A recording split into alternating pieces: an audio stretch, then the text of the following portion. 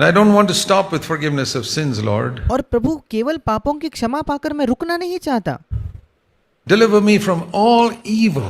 सारे बुराई से, सारी दुष्टता से मुझे छुटकारा दे।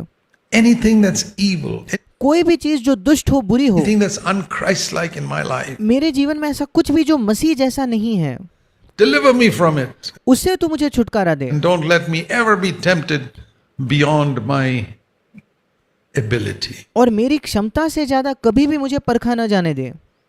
I know there is a promise. God will not allow you to be tempted beyond your ability. मैं जानता हूं कि एक वायदा है परमेश्वर के वचन में कि आपके सहने से ज्यादा या आपके क्षमता से ज्यादा परमेश्वर कभी आपको परीक्षा में नहीं डालेगा। But He still wants us to pray for it. उसके बावजूद परमेश्वर चाहता है कि हम इसके लिए प्रार्थना करें और ये मांगे। Just like Jesus said, your heavenly Father knows what you need before you ask Him, but He still wants you to pray, give us this day our daily bread. बिल्कुल वैसे ही जैसे यीशु मसीह ने हमें कहा, तुम्हारा स्वर्गीय पिता तुम्हारे प्रार्थना करने से पहले ही जानता है तुम क्या मांगोगे, उसके बावजूद उसने हमें प्रार्थना करना सिखाया कि हे पिता हमें हमारी दिन की रोटी तू दे। Your heavenly Father knows that you need forgiveness of sins, but He still asks you to pray for the forgiveness of sins. तुम्हारा स्वर्गीय पिता जानता है कि तुम्हें पापों की क्षमा की आवश्यकता है, उसके बावजूद वो चाहता है कि पापों की क्षमा के लिए तुम प्रार्थना करो।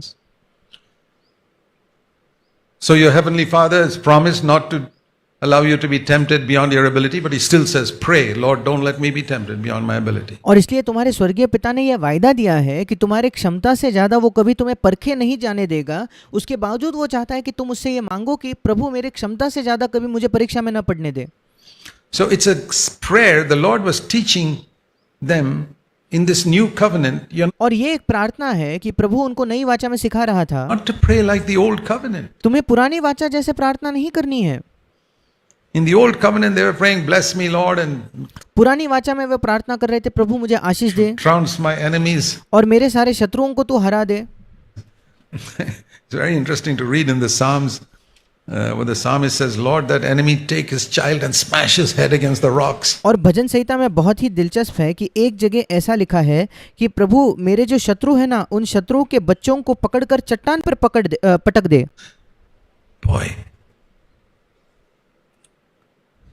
there are some churches where they have the habit of reading a psalm every Sunday morning. ऐसे कुछ कलीसियाएं हैं जहां उनके अंदर ये उनके पास ये आदत होती है कि हर इतवार की सुबह वो एक भजन को पढ़ते हैं, एक भजन संहिता से एक अध्याय पढ़ते हैं। They remain carnal और वे दैहिक ही रहते हैं, शारीरिक ही रहते हैं, because they read stuff like this, dash my enemies' heads against the rocks. And क्योंकि वो ऐसी चीजों को पढ़ते हैं कि मेरे शत्रुओं के सिर को चट्टान पर पटक देना।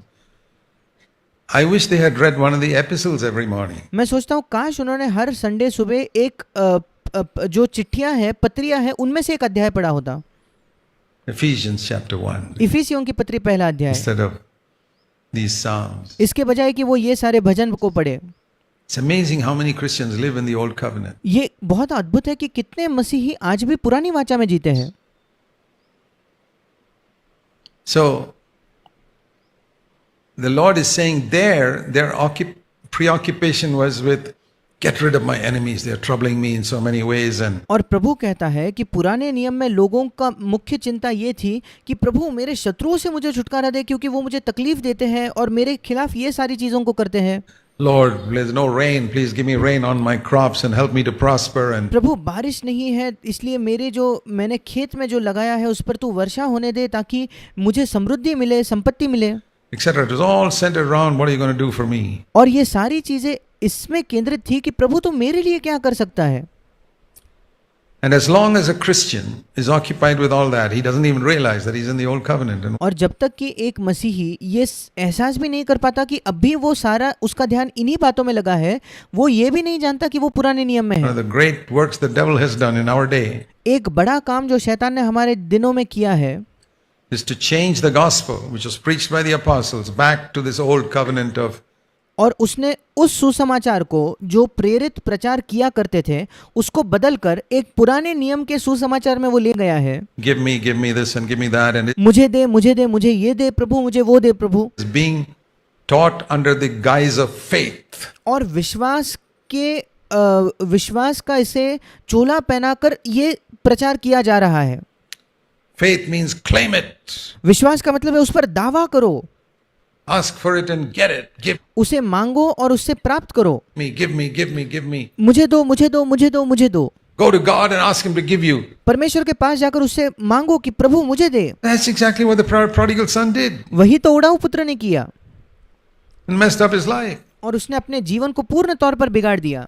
And that's what the older son also wanted. You never gave me. और वही बड़ा बेटा भी चाहता था कि प्रभु तूने मुझे कभी नहीं दिया। Complained against God. परमेश्वर के खिलाफ शिकायत की, You never gave me this and you never gave me that and you तूने मुझे कभी ये नहीं दिया, तूने मुझे कभी वो नहीं दिया, gave it to this other person. इस दूसरे व्यक्ति को तूने दिया। It's all old covenant. ये सारी पुरानी वाचा की बातें हैं। The Lord wants us to free us from that and say, परमेश्वर चाहता है कि हमें वो इन बातों से छुटकारा दे और कहे, Father, पिता I want your name to be hallowed. मैं चाहता हूँ कि तेरा नाम पवित्र माना जाए। Why do you want to build a church? Because your name is not being hallowed in this town, in this village where I'm living. आप क्यों चाहते हो कलीसिया का निर्माण हो? क्योंकि प्रभु मैं जिस जगह रहता हूँ, जिस शहर में, जिस गांव में रहता हूँ, वहाँ तेरा नाम पवित्र नहीं माना जा रहा। I want your name to be hallowed, Father. मैं चाहता हूँ कि तेरा नाम पवित्र माना जाए मेरे पिता। That's why I want the church to be built. इसलिए मैं चाहता हूँ कलीसिया का निर्माण हो। Not because I learned something in CFC of building local churches or the importance of local expression of the body of Christ. No. या ये नहीं कि मैंने CFC में जाकर कुछ सीख लिया कि एक स्थानीय कलीसिया की क्या ही अहमियत है और स्थानीय कलीसिया में हर जगह मसीह की देह के एक स्थानीय कलीसिया होनी चाहिए, उसका क्या महत्व है। All these high sounding words. ये जो बड़ी बड़ी शब्द जो हमें सुनाई पड़ते हैं, ये नहीं। Begin with, Father, let your name be hallowed शुरुआत इससे कीजिए कि पिता तेरा नाम पवित्र माना जाए। in this little town or village where I live. इस छोटे गांव में, इस छोटे शहर में जहां मैं रहता हूं। Let your kingdom, let this little manifestation of your kingdom be seen in this village or town. इस शहर में, इस गांव में तेरा राज्य दिखे, तेरे राज्य का एक छोटा सा नमूना यहाँ प्रदर्शित होने पाए प्रभु। Let there be a demonstration in this town of a few people who do your will. इस नगर में ये दिखाई पड़ने दे प्रभु, एक छोटे लोगों का समूह जो तेरी इच्छा पूरी करते हैं। Maybe only 4 or 5, maybe शायद केवल 4 या 5 ही है, 10, शायद 10 लोग, whose passion is to do your will जिसकी एक ही लालसा, एक ही चाहत है कि वो तेरी इच्छा करे, exactly like it is done in heaven. बिल्कुल वैसे जैसे तेरी इच्छा स्वर्ग में की जाती है। Lord, give me 10 people like that. प्रभु 10 मुझे ऐसे लोग दे केवल। Not just 100 people who come and sing songs and ये नहीं कि 100 लोग जो आकर गीत गाते हैं listen to a message and go और एक संदेश सुनकर home. घर जाते हैं। No. नहीं, Give us a God-centered church. हमें परमेश्वर केंद्रित एक कलीसिया दे प्रभु। And if there are only 3 people, so be it. और अगर वहाँ केवल 3 ही लोग हैं तो कोई बात नहीं। We don't want a mixture of people who have a self-centered life and live in that self-centered life. हम ऐसे लोगों का मिश्रण नहीं चाहते जहाँ ऐसे भी लोग मौजूद हैं जो खुद में केंद्रित एक जीवन चाहते हैं और वैसा ही जीवन जीते हैं, But who want to get more and more light on their self-centeredness. पर अपने खुद पर केंद्रित होने के बारे में वो अधिक और अधिक प्रकाशन और ज्योति चाहते हैं, So that more and more their life becomes centered in God. ताकि अधिक और अधिक उनका जीवन जो है वो परमेश्वर में केंद्रित हो जाए, That Christ is honored, God's name is hallowed. कि मसीह के नाम को सम्मान मिले, आदर मिले, परमेश्वर का नाम पवित्र माना जाए। And that's how it must be. और ऐसा ही होना चाहिए। A self-centered person like this elder son has got a complaint. ये जो बड़े बेटे जैसा खुद में केंद्रित व्यक्ति होता है, उसके दिल में एक शिकायत होती है Against God. Do you have a complaint against God today? परमेश्वर के खिलाफ। क्या आपके हृदय में परमेश्वर के खिलाफ आज कोई शिकायत है?